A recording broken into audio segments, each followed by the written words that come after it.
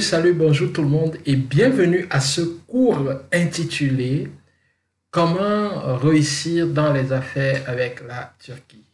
Comment réussir dans le business avec la Turquie, c'est le titre de cette formation que nous vous présentons pour ENG Consulting. Comment réussir dans les affaires avec la Turquie.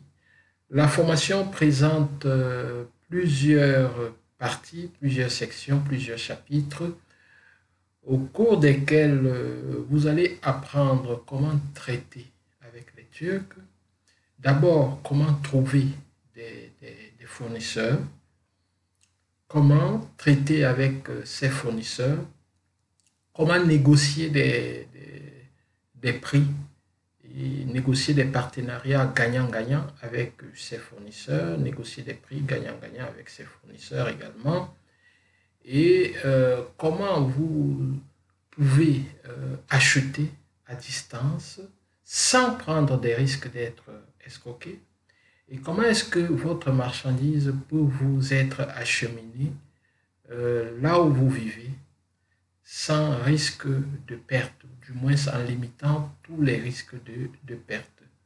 C'est un peu ce que nous allons apprendre pendant cette formation, qui durera quelques heures et qui sera toujours disponible en ligne. Donc, une fois que vous l'avez acheté, vous avez un accès illimité à la formation, à tous les modules de la formation. Et cette formation, n'est-ce pas, commence plus exactement le 20 octobre et sera toujours disponible. Et puis, vous avez également une garantie que nous vous offrons par rapport à la formation, une garantie de satisfaction. Donc voilà ce que nous vous offrons pendant ce mois d'octobre, et nous allons, sans perdre le temps, nous allons, n'est-ce pas, commencer. La première section, c'est l'environnement économique et social de la Turquie. Le premier cours ici, c'est les 7 points à connaître avant de faire du business avec la Turquie. Nous avons recensé 7 points essentiels qu'il faudrait connaître, qu'il faudrait prendre en compte pour faire les affaires avec la Turquie. Le premier point, vous devez savoir que la monnaie utilisée en Turquie est la lire turque. La lire turque, voilà, $1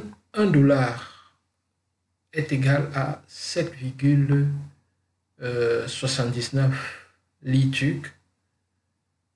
Donc on abrège la lire turque télé, ça c'est en fait Turkish Lira, TL, Turkish Lira, mais en turc on dit télé parce que L c'est lé et T c'est T, donc ça fait télé.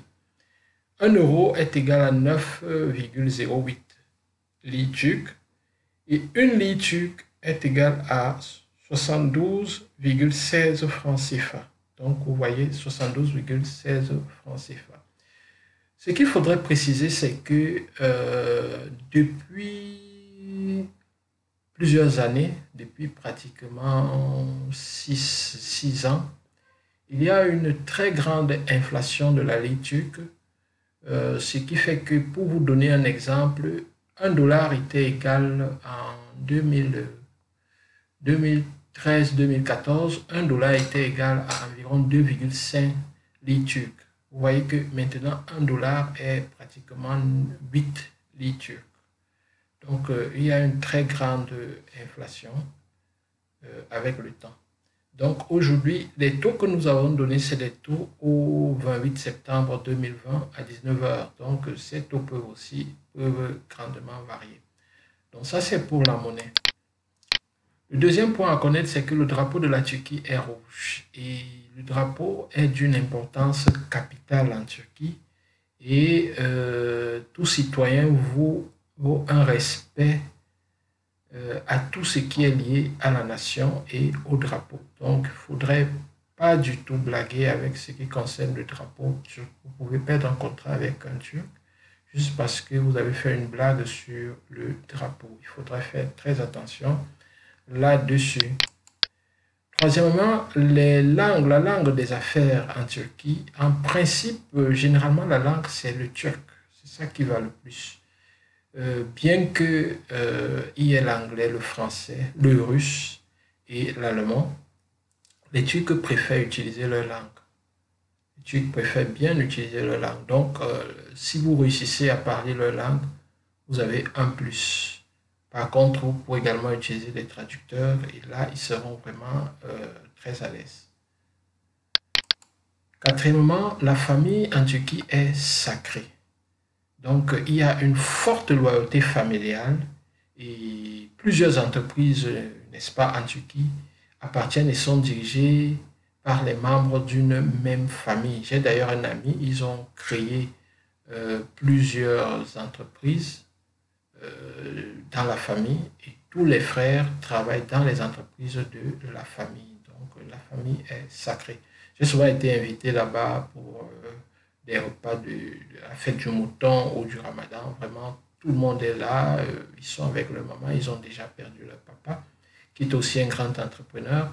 Mais franchement, la famille est unie. Il y a des blagues. On passe la journée. C'est super cool. Donc voilà un peu la famille, elle est sacrée. Et même quand on est dans l'entreprise, on tient compte de la famille. Par contre, par exemple, dernièrement, lorsque j'étais bloqué au Cameroun à cause de la pandémie, à un moment, il y a eu une occasion où je pouvais revenir en laissant ma famille. Mon boss m'a carrément dit non, écoute, ne laisse pas la famille, tu peux continuer d'attendre et il y aura certainement une autre occasion où tu pourras revenir avec toute la famille. Donc c'est pour vous dire jusqu'où la famille est sacrée en Turquie.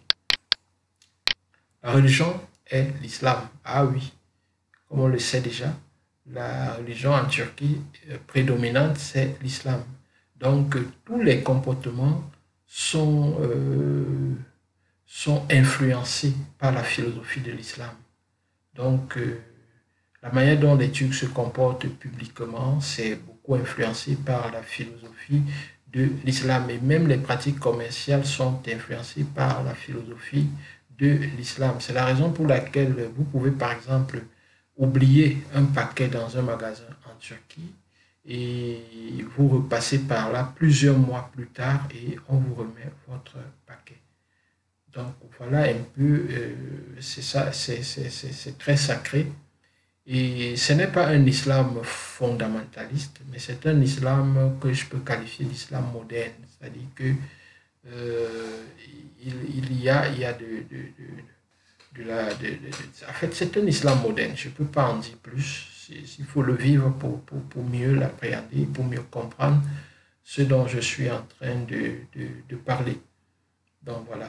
On passe au point 6 qui est une position géographique entre l'Europe et l'Asie. La Turquie, vous voyez, lorsque vous voyez sur la carte là nous sommes en Asie, là c'est l'Asie et là c'est l'Europe. Vous voyez que la Turquie qui relie l'Europe à l'Asie.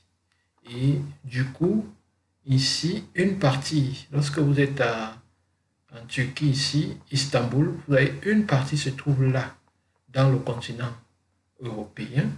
Et une partie d'Istanbul se trouve du côté de l'Asie.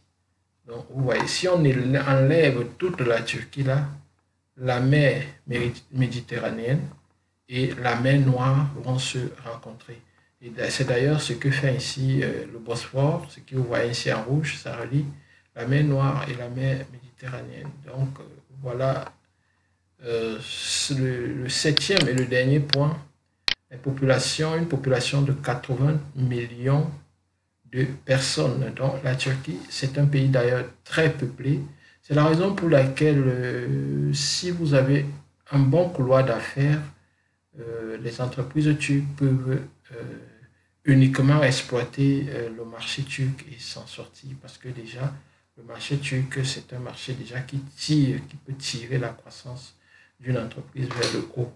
Pourvu que le produit que vous proposez soit consommable ou utilisable par déjà un grand nombre de personnes dans le pays. Et puis, le commerce électronique aussi s'est très bien développé en Turquie, ce qui fait que beaucoup de personnes achètent en ligne. Donc, ça augmente les possibilités dans les affaires. Voilà, sur ce, je vous quitte pour ce cours et je vous dis merci. Je vous donne rendez-vous au prochain cours. Au revoir et bye.